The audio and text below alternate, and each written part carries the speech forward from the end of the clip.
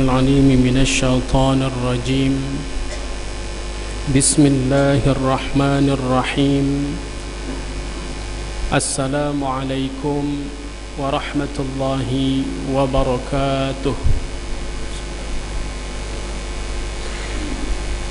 الحمد لله رب العالمين وبه نستعين على أمور الدنيا والدين والصلاة والسلام على المبعوثين رحمة للعالمين وعلى آله وصحبه أجمعين أشهد أن لا إله إلا الله وحده لا شريك له وأشهد أن محمدا عبده ورسوله رب اشرح لي صدري ويسر لي أمري واحلل عقدة من لساني يفقه قولي قالوا سبحانك لا علم لنا إلا ما علمتنا إنك أنت العليم الحكيم ولا حول ولا قوة إلا بالله العلي العظيم يا أيها الذين آمنوا اتقوا الله حق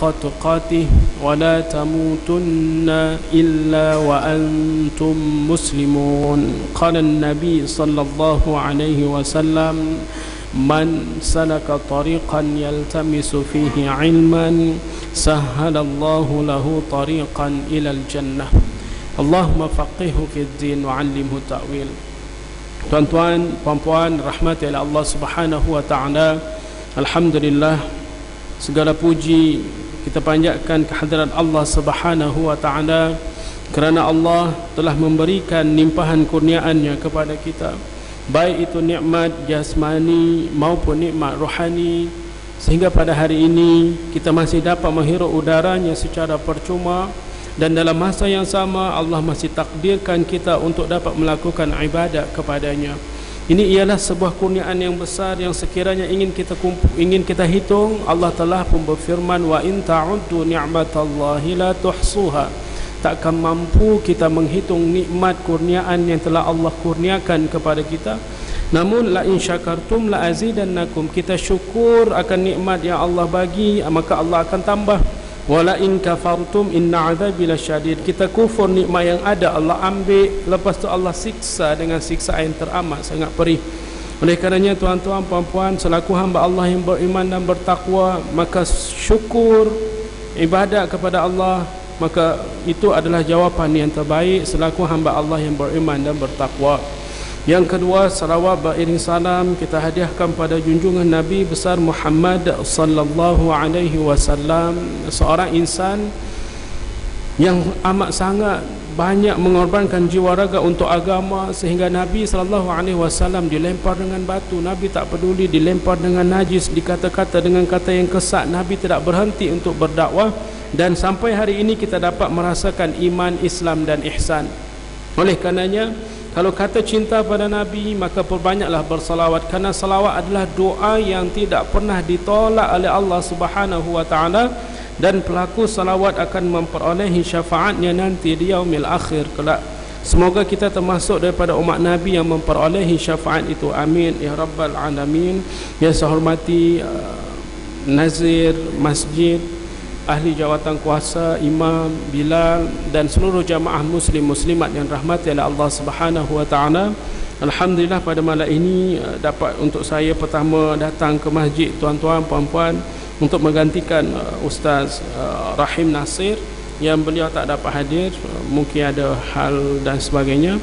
Namun saya menggantikan beliau, tak jauh mana nama saya dengan nama beliau, tuan-tuan. Beliau Rahim Nasir, saya Muhammad Nasir, tuan-tuan puan-puan. Jadi mungkin tuan-tuan tak kenal saya, tapi saya kenal tuan-tuan puan-puan ya. Saya kenal tuan-tuan puan-puan. Jadi sedikitlah saya ingin memperkenalkan sebelum saya banyak bercerita perkara-perkara lain. Saya Muhammad Nasir bin Muhammad Yaakob. Saya duduk di Subang, tuan-tuan puan-puan.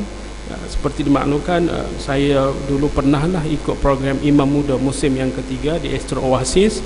Selepas daripada program, kita kontrak dan kita aktif untuk dakwah NGO buat buku, dan kita buat motivasi dan sebagainya. Jadi itu sedikit tentang kehidupan, tentang kehidupan saya dan aktiviti selepas daripada program tersebut. Jadi tuan-tuan puan-puan, kalau saya tengok tuan-tuan puan-puan pada hari ini, sebenarnya sebab saya tengok jadual ustaz-ustaz pun dah hebat-hebat semua, saya hanya sekadar teringat kata-kata mahfuzat, kata-kata Arab, tuan-tuan puan-puan. Dia kata unzur maqala wala tanzur man qala. Dia kata tuan-tuan puan-puan, lihat atau dengar atau semak apa yang disampaikan, wala tanzur man qala, tapi jangan tengok siapa yang menyampaikan. Mungkin kalau tuan-tuan tengok saya Allah, aku lagi banyak makan asam garam, sibuk nak cakap kenapa, macam tu. Saya tak suka makan garam banyak-banyak. Jadi maksud saya, kalau tuan-tuan, jadi saya pada malam ni taklah nak mengajar siapa-siapa. Kita duduk di sini tuan-tuan puan-puan, sama-sama nak muhasabah, sama-sama kita nak dekatkan kepada Allah SWT. Jadi saya bukan mengajar, kita sama-sama untuk duduk dalam majlis ilmu ini, sama-sama untuk mengingatkan. Sebab al-insan an-nisyan, al-insan manusia pelupa ciri manusia. Jadi benda yang sama yang selalu diulang-ulang, tapi untuk memuatkan lagi dalaman kita yang mungkin kita terlupa atau sangat lama kita tak buat, maka benda-benda ini yang membuatkan kita lupa dengan perkara-perkara kebaikan yang kecil sekalipun. Jadi pada malam ini saya teringat, tuan-tuan puan-puan, sebuah kata-kata ulama, Imam Nahwu rahimahullah ta'ala, dia kata manusia, dia kata tuan-tuan puan-puan, ada 4 ciri. Dia kata kalau dikategorikan, kalau dikumpulkan empat ciri ini ada pada manusia. Yang pertama, ciri yang pertama, manusia yang pertama, dia kata rajulun yadri, seseorang ini dia tahu. Ciri yang pertama ni, manusia ini dia tahu dan dia sedar yang dia itu tahu. Rajulun yadri annahu yadri, dia tahu dan dia sedar yang dia itu tahu. Jadi dia berilmu dan dia sedar yang dia itu berilmu. Orang seperti ini, dia sedar, dia tahu dia berilmu, dia suka mengamalkan ilmunya. Maka kalau ada jumpa orang seperti ini, dikategorikan orang yang alim. Dahlah dia ada ilmu, dia sedar dia berilmu, maka dia akan amalkan ilmu yang dia ada. Orang seperti ini dikategorikan orang yang alim. Fattabi'u, maka ikuti dia. Dia suka, maka dia suka untuk diri dia baik, dan dia akan membaiki orang lain. Ini ciri yang pertama, tuan-tuan puan-puan. Sedangkan ciri yang kedua, rajulun yadri, seseorang ni dia tahu. Ini yang kedua. Seseorang ni dia tahu annahu la yadri, tapi dia tak sedar yang dia itu tahu. Ini ciri yang kedua. Dia ada ilmu, tapi dia tak sedar yang dia itu ada ilmu. Kalau kita sembang dengan dia, memang dia tahu semua, cuma dari segi amalan, ilmu yang dia ada dengan amalan yang dia buat jauh daripada ilmu yang dia ada. Maka kata Imam Nahwu ni, orang seperti ini biasa dikategorikan orang yang naim, orang yang sedang tertidur, orang yang sedang terlalai. Maka kejutkan ia, maka sedarkanlah ia. Kerana ketika itu sembang dengan dia, memang dia tahu, tapi dari segi amalan yang dia buat sedikit daripada ilmu yang dia ada. Ini ciri yang kedua, tuan-tuan puan-puan. Sedangkan ciri yang ketiga, rajulun la yadri, seseorang ni dia tak tahu. Ini ciri yang ketiga. Dia tak tahu, tapi okeynya dia tak tahu, tapi dia sedar yang dia itu tidak tahu. Kalau orang seperti ini, biasanya dia suka berkawan-kawan dengan orang yang baik, dia suka duduk dalam majlis ilmu. Sebab dia tak tahu, maka dia suka mencari pengetahuan dia. Maka orang seperti ini dikategorikan orang yang sedang mencari jalan, maka tunjuki ia jalan.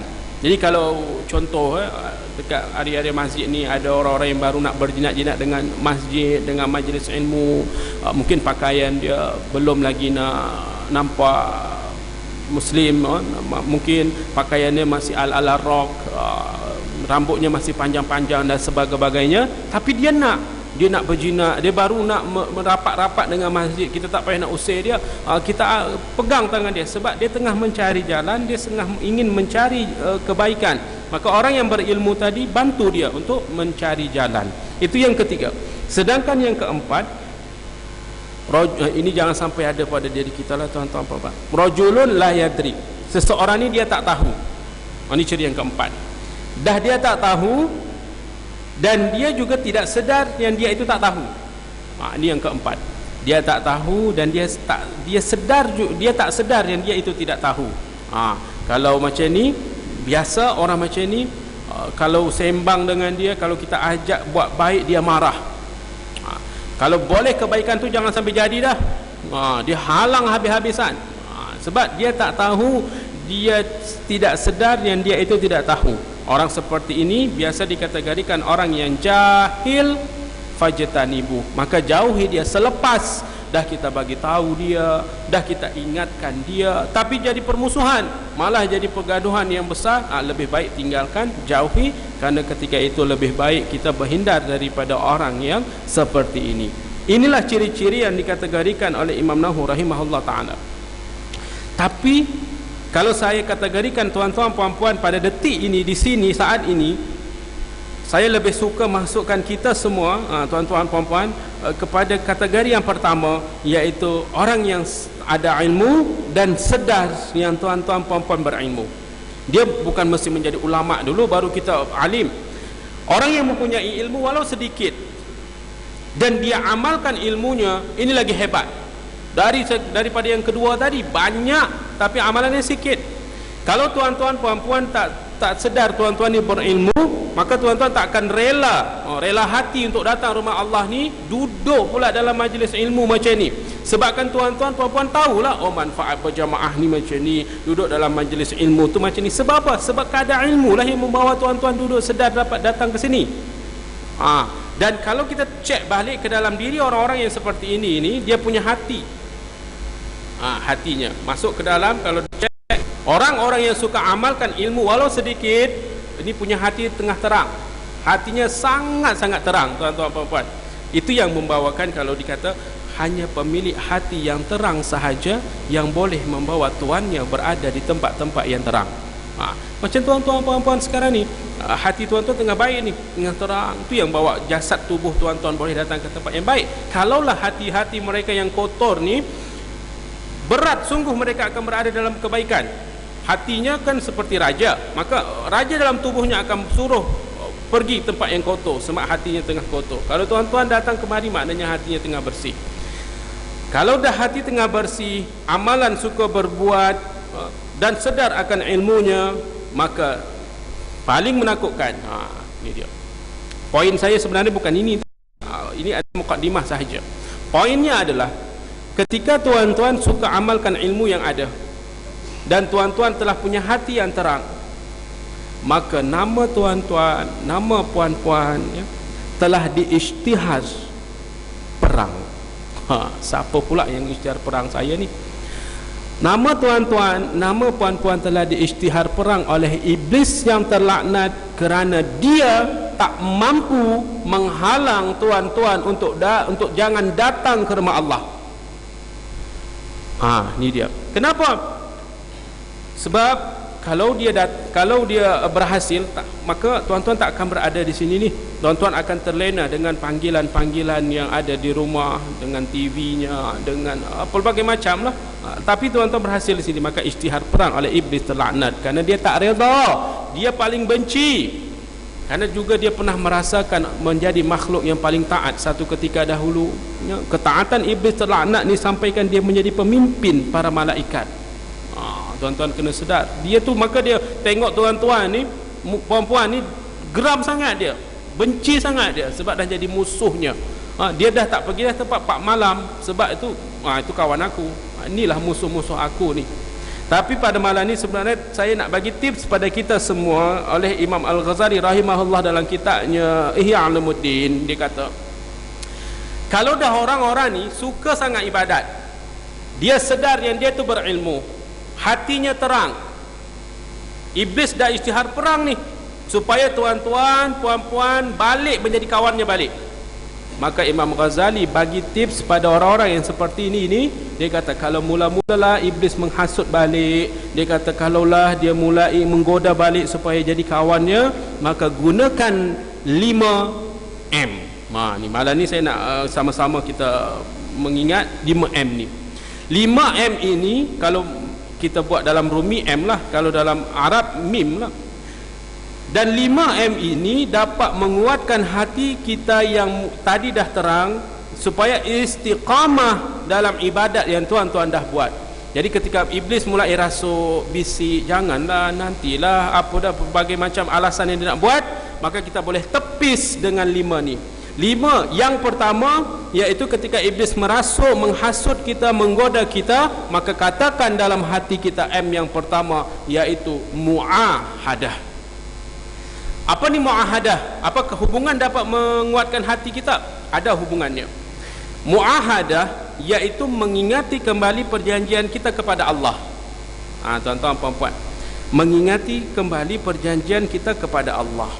Apa hubungannya dapat menguatkan balik? Ada, iaitu ketika kita ingat perjanjian kita kepada Allah, maka kita malu untuk melakukan maksiat. Kalau kita tengok, bila saya berjanji, bila saya mu'ahadah kepada Allah, banyak. Pertama, Allah abadikan dalam surah Al-A'raf ayat 172. Ini perjanjian, persaksian kita pertama sekali kepada Allah ketika kita masih dalam alam ruh. Sebelum kita dilahirkan ke dunia, di alam rahim, kita berada di situ. Ketika di alam rahim ni, sebelum lahir ke dunia, Allah tanya kepada kita dalam surah Al-A'raf tadi yang saya dah katakan, a'udzubillahi sami'un 'alim minasyaitanir rajim.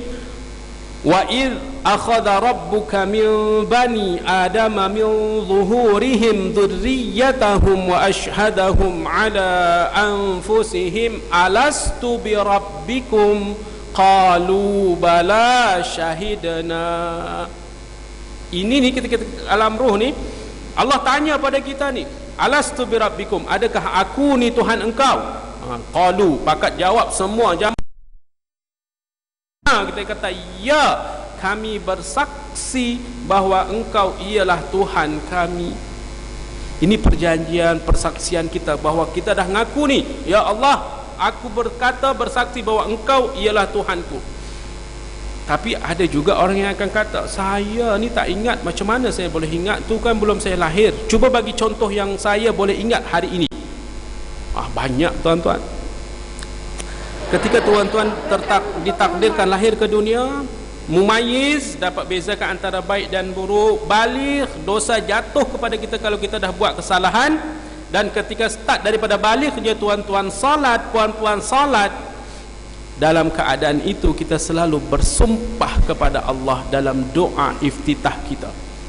Saya yakin semua tuan-tuan pasti baca doa iftitah, walaupun dalam kitab Muniatul Musalli, dalam kitab-kitab bab-bab solat sunnah hai'ah sahaja doa iftitah ni, tapi saya yakin kita semua pasti baca. Dalam perkataan dia, inna salati nusuki wa mahyaya wa mamati lillahi rabbil alamin. Kita kata, inna salati, sesungguhnya salatku, wa nusuki, ibadahku, wa mahyaya, hidupku, wa mamati, matiku, lillah, kita kata untuk Allah sekalian alam. Ini adalah sebuah perjanjian, persaksian kita yang pertama kepada Allah. 5 kali sehari tuan-tuan ucap. Setahun dah berapa kali? Sekarang umur kita dah berapa? 30, 40, 50 kali lah. Kalau ada orang kata pada kita, kau ni penipu, kau ni pengkhianat dia, kita marah tuan-tuan. Tapi pada masa yang sama, ketika kita telah mengkhianati Allah dengan melanggar hukum-hukumnya, dengan apa yang Allah perintah kita tak buat, apa yang Allah larang malah kita buat, maka secara automatik yang kata kita, ini aku milik Allah, segala hidupku untuk engkau. Tapi pada masa yang sama, ketika kita melanggar perintah Allah, kita dah khianat kepada Allah. Inilah kaitan yang pertama, kata Imam Ghazali, mu'ahadah. Jadi sehingga ketika iblis terlaknat nak hasut kita, nantilah, besoklah, oh no. Aku dah sumpah ni pada Allah, takkanlah aku nak khianat pada Allah. Jadi ini kekuatan yang pertama yang kata Imam Ghazali dapat mengistiqamahkan hati tadi yang dah mulai terang, dah suka ibadat, dah faham ibadat, dah suka pada kebaikan. Maka istiqamah ini ketika iblis kata, kita kata juga dalam hati, tak. Sebab saya hidup mati untuk Allah.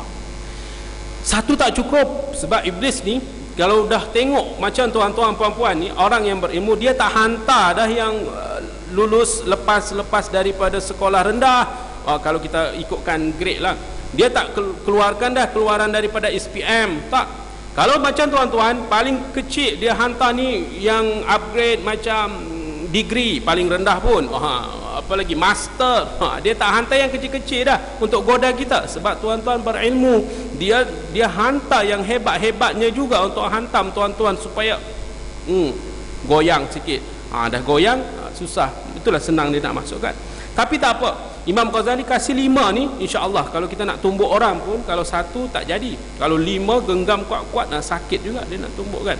Maka yang kedua, untuk kuatkan lagi tuan-tuan, ketika iblis mulai goda dengan panggilan, dengan tentera-tentera yang hebat nak hasut kita, kita kuatkan lagi dengan M yang kedua, iaitu muqarabah. Ini tuan-tuan, tadi muahadah, tadi kita dah rasa yang kita dah berjanji pada Allah kan. Yang kedua ni muqarabah. Muqarabah ni apa?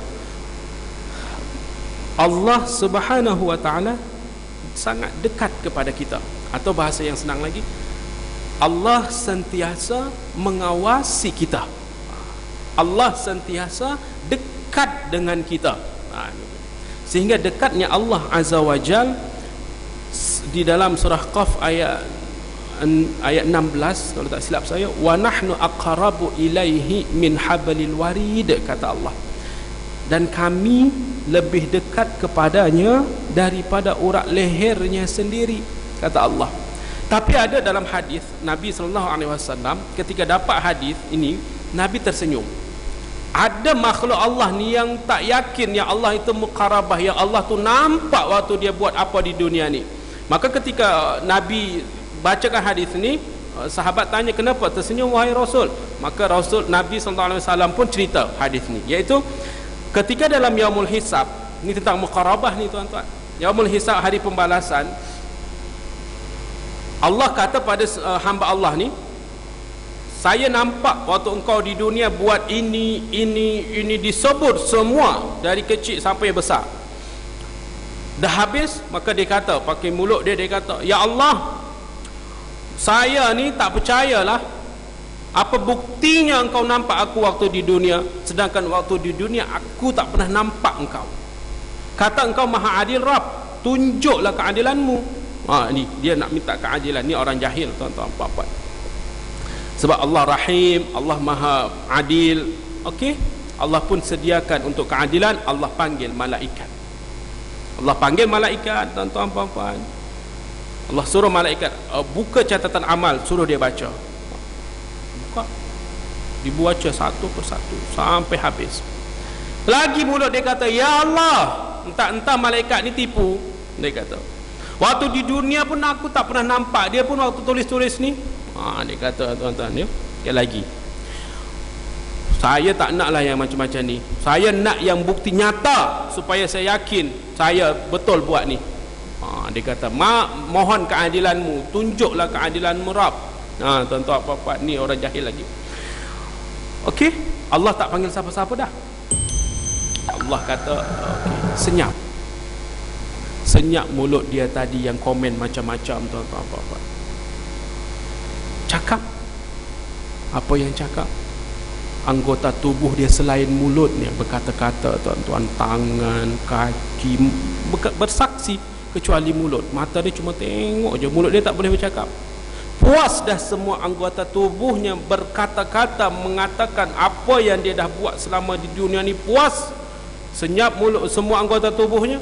Cakap mulut dia, kurang ngajar tubuh aku nak bela kalian supaya jangan dihukum, lepas ni kena hukumlah aku sebab kalian ngaku semua. Dia kata tuan-tuan puan-puan.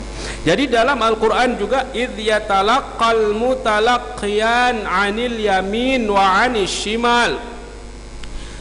Malaikat dah siap-siap, dah tunggu je. Kanan baik, catat kanan.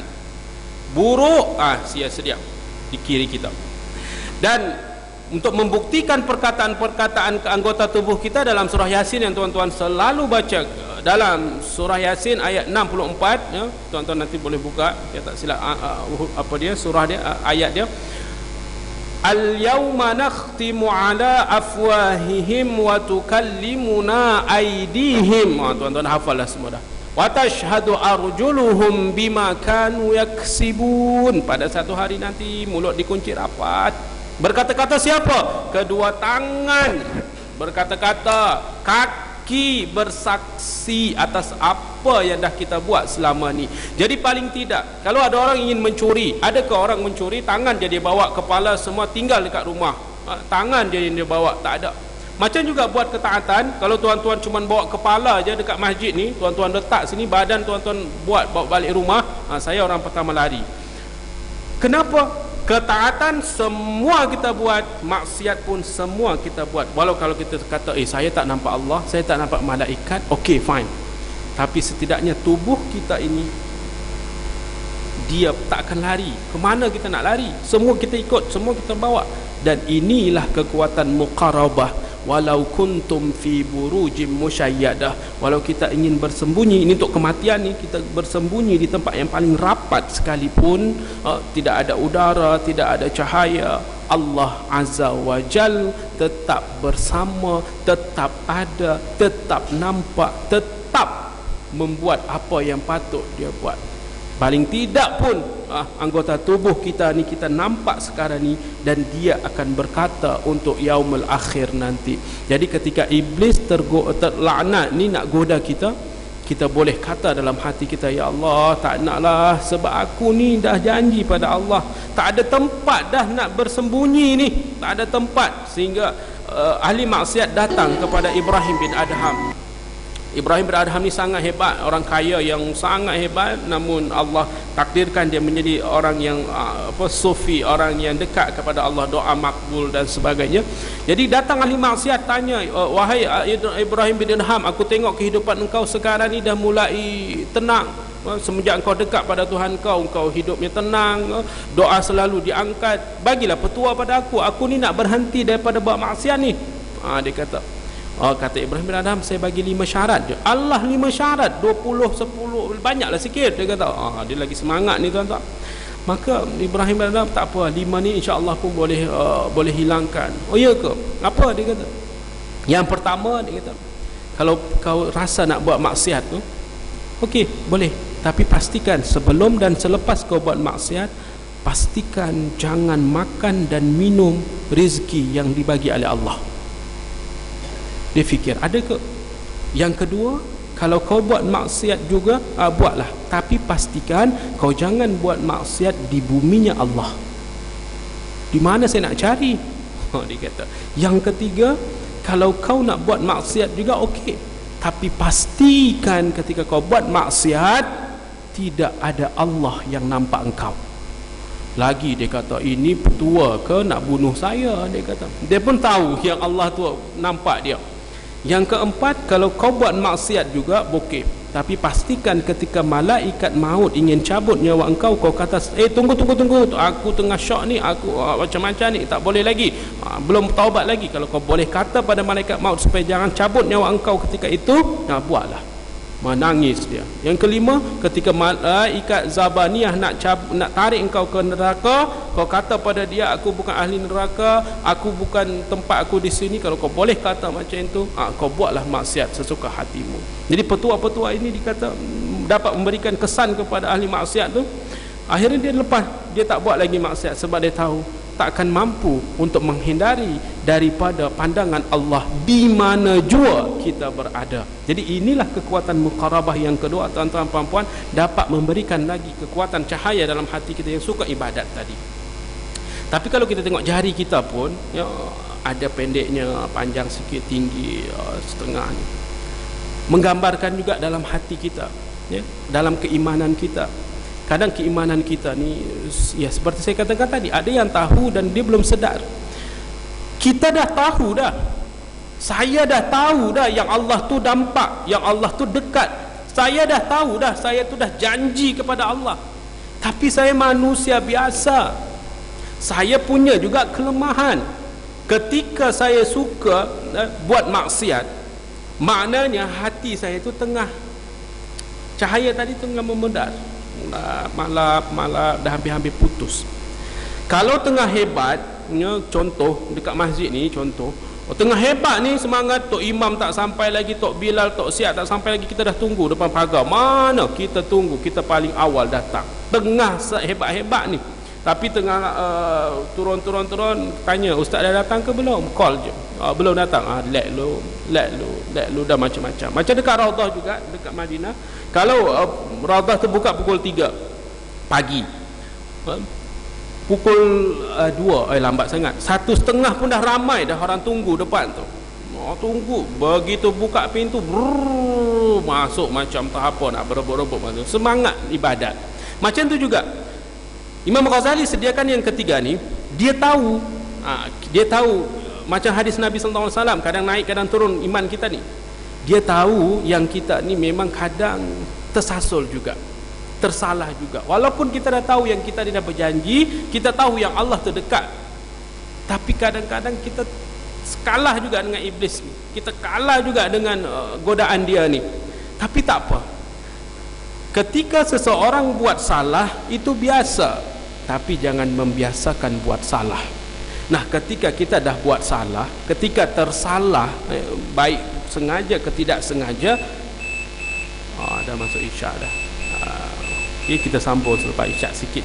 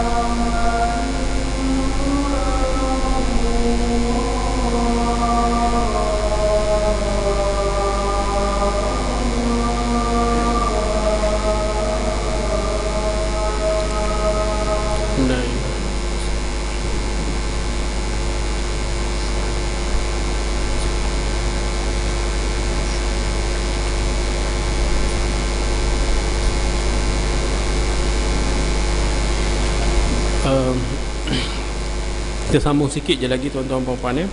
Saya tak panjang-panjangkan lagi. Jadi yang ketiga ni, ketika kita mulai tersasul dan sebagainya, maka itu biasa, tapi cepat-cepat gunakan, iaitu muaqabah. Muaqabah. Apa ni muaqabah? Ya, ketika kita tersalah, menghukum diri kita apabila tersalah. Nah, ini muaqabah. Hukuman yang macam mana? Contoh tuan-tuan puan-puan, perkara-perkara yang biasa yang tuan-tuan buat. Contoh ibadat kan. Hari ini saya mengamalkan baca Quran satu hari satu muka surat contoh. Tapi hari ini ya Allah, sebab busynya tadi kena jumpa klien, kalau tak hilang juta-juta contohlah, dan sebagainya. Amalan yang biasa tak terbuat dah, maka besok top up jadi 2 muka surat. Atau hari ini terlajak lah, ada duit lebih tak?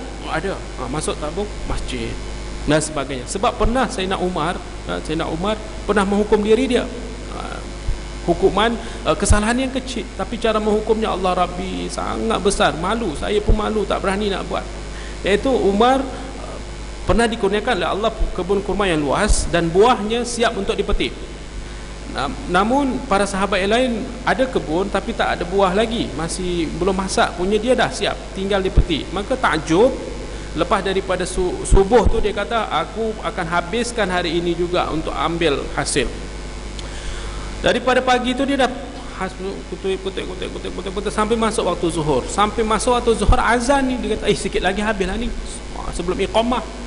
Rupa-rupanya tak sedar Nabi SAW dan para sahabat dah mulai start untuk salat zuhur berjamaah. Allahu Akbar. Dia terdengar, dia pun cepat-cepat nak jalan untuk dapatkan berjamaah lah. Rupanya jauh sikit nak sampai tu, Nabi dah Allahu Akbar, Sami Allahu liman hamidah, dah sempurna daripada rukuk. Sempurna daripada rukuk, siapa-siapa pun, kalau kita pun tuan-tuan pun tak bersama dengan imam, rukuk sempurna, makna masbuk lah dia. Kesalahannya masbuk saja. Ya Allah, tapi menghukumnya, ya Allah, takut saya nak tengok. Ketika dia masbuk, dia pun ikut sekali lah salat. Sahabat dan Nabi dan para sahabat yang lain dah salam, maka Umar berdiri untuk sempurnakan salat 1 rakaat lagi. Sahabat semua tahu siapa Sayyidina Umar ni. Gelaran dia macam-macam, ada singa padang pasir. Kalau kita bawa kawasan sini mungkin kita kata Abang Long kawasan, apa lagi Abang Long kawasan Taiko besar, contohlah kalau kita bawa sini. Tu sebelum Islamnya, tapi ketika Islam ni, ya Allah, sahabat ni tengok, tapi tengoknya pun tak berani nak tengok. Itu Umar ke? Tak berani. Sebab ialah Sayyidina Umar. Kalau saya masbuk, baik, bukan masbuk lagi, imam dah bagi salam, Assalamualaikum, saya dah baru datang, biasa, itu saya, tak ada siapa yang nak peduli kan. Tapi Umar masbuk, sahabat tanya-tanya kenapa, tapi bisik-bisik, senyap-senyap, bisik-bisik. Begitu Umar bagi salam, Umar berdiri. Siapa di antara kalian? Sahabat dah duduk jantung, habislah kita. Siapa suruh tengok tadi? Kenalah kita lepas ni kan. Dah habis dah duduk. Rupanya Umar bukan tanya siapa nak tengok, siapa yang tengok. Bertanya siapa di antara kalian ni yang perlukan bantuan untuk bawa jalan fisabilillah. Semua senyap dulu. Ni betul ke pertanyaan Umar ni? Tanya lagi, demi Allah ni. Maka seorang berdiri daripada belakang, ya Umar, saya Umar, saya. Umar pun legalah, alhamdulillah. Mulai detik ini, kebun kurma aku daripada ujung sana sampai ujung sana tu, aku hadiahkan semuanya untuk engkau. Sahabat yang lain kata, nyesalnya tak ngaku tadi kalau tak dapat juga. Rupanya ada yang tanya, kenapa alasanmu bagi Umar? Maka Umar katalah, kerana kebun kurma aku tu, aku lalai beribadat kepada Allah. Aku malu pada Allah, aku malu pada Rasul, aku malu pada diri aku sendiri. Ini sebagai hukuman atas kelalaian aku beribadat kepada Allah. Itu yang saya katakan tadi, ya Allah kecilnya saya hari-hari masbuk. Saya hari ini masbuk, motor bagi lah. Besok masbuk lagi, kereta bagi lah. Besok masbuk lagi, rumah bagilah, habis harta. Sebab hari-hari saya lalai, hari-hari masbuk.